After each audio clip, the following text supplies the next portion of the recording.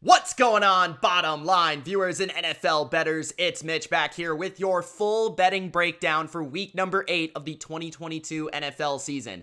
Spreads, totals, player props, parlays, teasers, it's all here in your full BLV betting breakdown every single week. Let me know in the comment section below your best bet for week number 8. And also, your favorite way to bet. Do you like to bet money lines? Do you like to bet spreads, totals, player props? What is your thing in the NFL? Let me know in the comment section below so I can best serve you guys. Gronk, spike that like button. And let's get started by recapping my spread picks and also going over my picks for the over-unders this week in week number 8. Let's get to it. The spread picks, Patriots -2 at the Jets. This has since moved in our direction. Patriots now in most places favored by 2.5, guys. So if you were to get on the Patriots, you can still lay the 2.5. There's not a major difference, but I will say with the amount of teams and the amount of games resulting in 2-point conversions and fourth downs that everybody seems to go for, those 2.5s, especially in a defensive game that this is expected to be, has become a bit more valuable than it was in the past. So just look out for that. I would rather obviously lay 2 than 2.5, and I would way rather lay 2.5 before it gets to 3. So if you do like the Patriots, lay the 2.5 and don't let it get to 3. Although I don't know if it will, because it is in New Jersey/New York with the Jets. The second pick, we've got the Miami Dolphins laying 3.5 in Detroit. I have heard some like the Lions this week. I can't get behind Dan Campbell and this team and Jared Goff the way he's playing. They will be healthier offensively with St. Brown and Swift.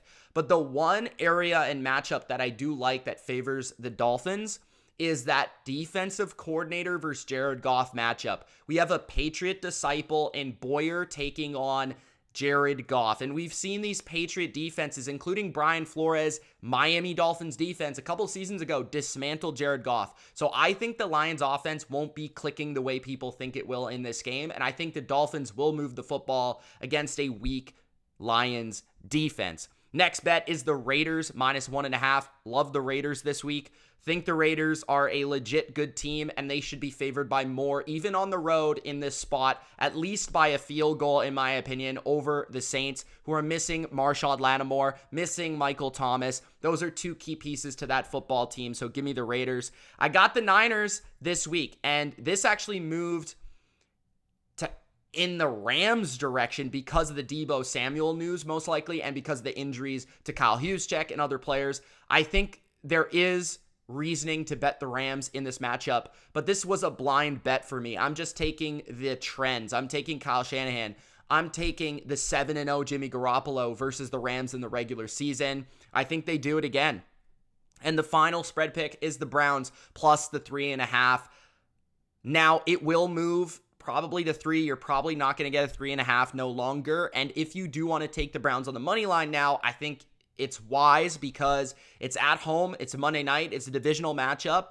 It's a home dog on Monday night in a divisional matchup, and it's without Jamar Chase. How will the Bengals replace him, and how will the Browns now cover the Bengals?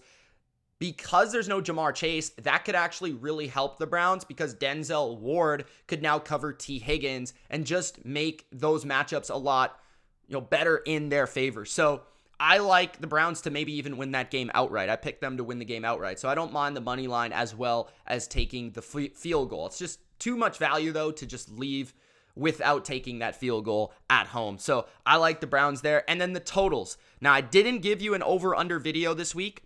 Just a little test, trying to try different things on the channel. But I do have the Patriots and the Jets going under 40. I just think it's a super defensive game. Zach Wilson hasn't been able to throw over 150 yards this year. And they, without a key offensive lineman, Elijah Vera Tucker, out for the year. It's the first week they're having to replace him. The Patriots, meanwhile, are without David Andrews, who's also a very key piece to their offensive line and their running game. and then Breece Hall is out with the Jets. So I do think that Mac Jones coming back with the rust that he may see, Zach Wilson just not playing well, the Patriots defense wanting to bounce back after an embarrassing Monday night. There's a lot of factors that would lead me to believe that this is going to be a low-scoring game where both teams are under 20 points. The next game is the Miami Dolphins and the Detroit Lions under, and this is all down to that Jared Goff matchup. I don't think Jared Goff is going to play very well in this game, and it's way too many points for two teams that have not been playing well on offense, lately. I mean, the Dolphins, they're touted as this great offense. They don't score a lot of points, guys. Just look at their games that they've played, including last week. And then the Detroit Lions have not played well on offense in weeks. So I'm just going with the trends of how those teams are playing. 51.5 is way too much. Dallas Cowboys, Chicago Bears under as well. Justin Fields comes back down to earth against Micah Parsons and that Cowboys front that's very fast. A lot different from the Patriots. Patriots have a good defense. Dallas has a better defense, and they're faster. So that helps them in that matchup. And I think the Bears defense is legitimately pretty good. I do not make much of the Robert Quinn trade, and I don't think the Dallas offense is that good. Especially with Tony Pollard having to get the full load, so he's not going to be as explosive, he's not going to be as efficient on the ground, and Dak Prescott just did not look good in his first game, so I like the Bears pass defense. I think they're pretty good. And then we got the fourth game, that's the Titans and the Texans under. That's another divisional matchup. The potential of Ryan Tannehill not suiting up makes me believe that this is an underplay. The Titans are good against the run, which means that the Texans will probably struggle offensively to move the football, and the Titans just aren't a very explosive offense in general, especially if they don't have their quarterback. And the fifth and final play is your lone over for the week. That's Minnesota and Arizona. I think this moved in the opposite direction of I'm playing it, but I do like over 49. Under 50, I feel like both teams can get comfortably into the 20s here. Kyler Murray is always a wild card, and he's better with DeAndre Hopkins in the lineup. And then the Vikings, they've had a bye to kind of settle their offense. Justin Jefferson's going to be a difficult cover for a secondary without a legitimate number one corner. And I just like both of these offenses in this spot in a dome. So give me Arizona, Minnesota to go over the 49. Those are your plays this week for the totals and for the spreads. Now let's get to the teaser of the week. But before we do, guys, I must shout out my Patreon, because if you're not already a member of my Patreon, you're missing out. If you want some early line value every week, that is the place to be. I give you my early bets. I also give you the bets that I'm really putting my money on. Sometimes when I give you my spread plays, 5 spread picks, I don't, bet on every single one of them sometimes. Maybe I pick 2, maybe I pick 3 of my favorites, and then I give them to you on my Patreon. Or I'll give you some other bets like team totals and things of that nature, player props that I don't actually give out on my channel. So that's the place to go if you're looking for what is Mitch betting this week. Patreon is the place to go. Also, if you just want to support me and what I'm doing, that's a way to do it. $3 a month, guys. Next up, we've got the teaser of the week. And this is an unconventional teaser of the week. This is not a teaser that I typically lay. This is not a teaser that I play.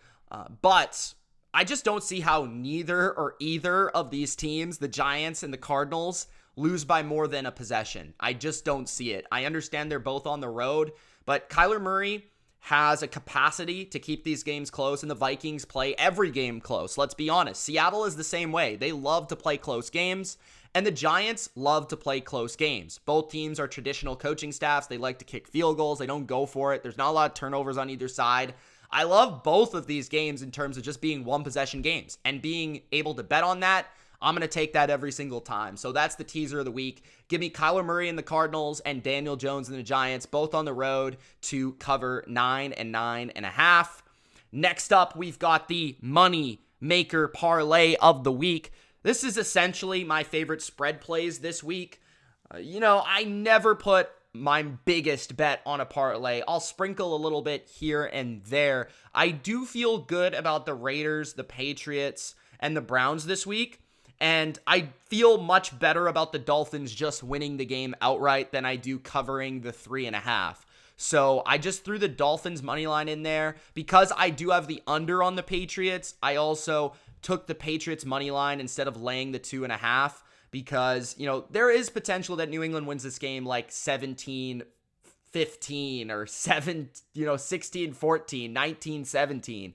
There is potential that happens. So there is a chance that maybe the Jets even cover the 2.5 but lose the game. So I took the Patriots money line, Dolphins money line, just because the lines can easily backdoor. They're very good at doing so. The 3 in the hook is a little uncomfortable there, but that is the Mitch moneymaker parlay this week.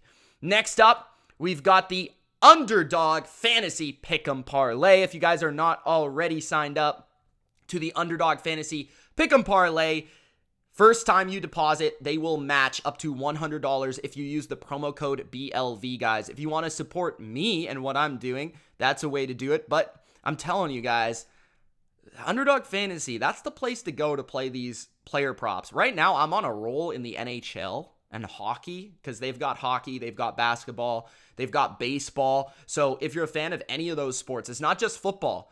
If you like player props in other sports, that's the place to go. And they've got awesome parlays to play as well, where you can 20 times your money if you get all 5 picks right. Last week, we actually hit on our Underdog Fantasy Parlay. So if you would have bet $10, you'd have won $200 on that parlay. This week, we've got Daniel Jones going higher. His total yards, he's running it, he's throwing it, and he's playing a Seahawks defense that I think he can have success against. Goff, the play on Goff. He's under his fantasy points. He's been under that the last 3 weeks in a row. Matthew Stafford, I'm going under against the Niners, who have traditionally slowed him and stifled that Rams attack. Zach Wilson, I'm going under. And Tyreek Hill, I'm going over. I just think Tyreek Hill is going for 100 against the Lions. I don't know who's covering him there. So that's the Mitch Underdog Fantasy Pick'em Parlay this week. And that is your betting preview for week number 8. Short, sweet. I hope you guys enjoyed it. Gronk spiked the like button. Subscribe to the channel if you guys haven't already. And let me know your questions below. Appreciate you all. Check out Patreon. And we will see you on Sunday. Good luck, everybody. Peace.